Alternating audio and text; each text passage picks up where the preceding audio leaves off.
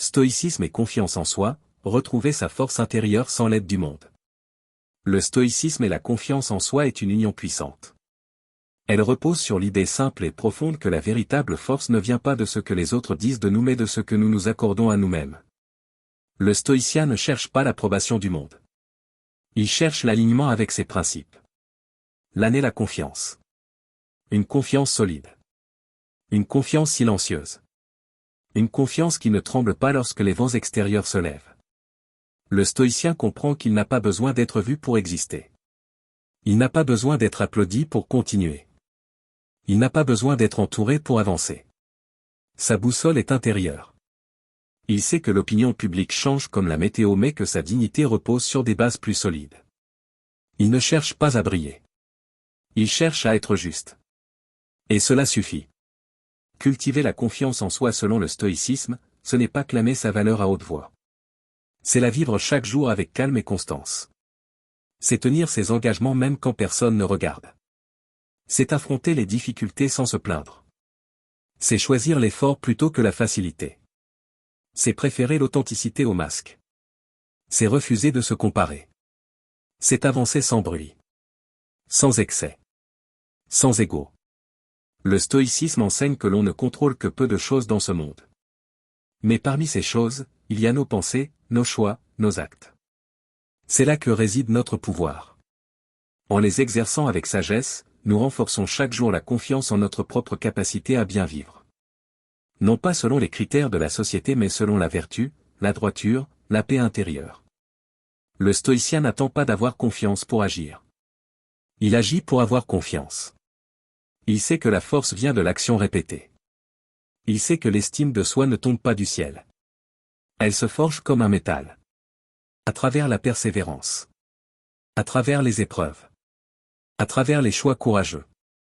Chaque acte fidèle à ses valeurs ajoute une pierre au socle de sa confiance. Le stoïcien accepte aussi ses failles. Il ne les nie pas. Il ne les cache pas. Il les regarde avec franchise. Il les observe sans jugement. Il apprend à connaître ses limites pour mieux les dépasser. La confiance stoïcienne ne repose pas sur une illusion de perfection mais sur une connaissance lucide de soi. Elle se construit sur l'humilité, pas sur l'arrogance. Et lorsqu'il chute, le stoïcien ne se condamne pas. Il se relève. Il apprend. Il ajuste. Il continue. Il comprend que l'erreur fait partie du chemin. Que tomber ne retire rien à sa valeur. Que la honte n'a pas sa place dans une vie menée avec honnêteté. Il sait que la constance vaut mieux que la perfection. Et cela le rend plus fort. La confiance stoïcienne s'ancre aussi dans l'indépendance. Le stoïcien ne mendie pas l'amour. Il ne court pas après les compliments. Il ne construit pas son identité sur le regard des autres. Il sait que cette dépendance est une forme d'esclavage. Il préfère la liberté intérieure. Il préfère être vrai dans la solitude que faux dans la foule. Ce type de confiance est tranquille. Il n'a pas besoin de mots. Il se manifeste dans les gestes, dans la posture, dans le regard. Il se lie dans le calme d'une réponse. Dans la clarté d'une décision. Dans le refus d'une provocation. Dans la fidélité à ses choix. Il ne cherche pas à prouver. Il se contente d'être. Et cela inspire plus que n'importe quel discours.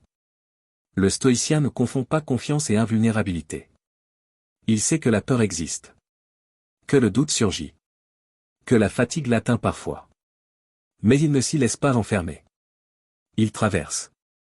Il respire. Il continue. Sa confiance n'est pas dans la disparition de ses fragilités. Elle est dans sa capacité à les accueillir et à continuer malgré elles. Dans un monde qui pousse à l'image, à la compétition, à la façade, le stoïcisme offre une voie sobre, forte, profonde. Il enseigne que la seule reconnaissance essentielle est celle que l'on se donne.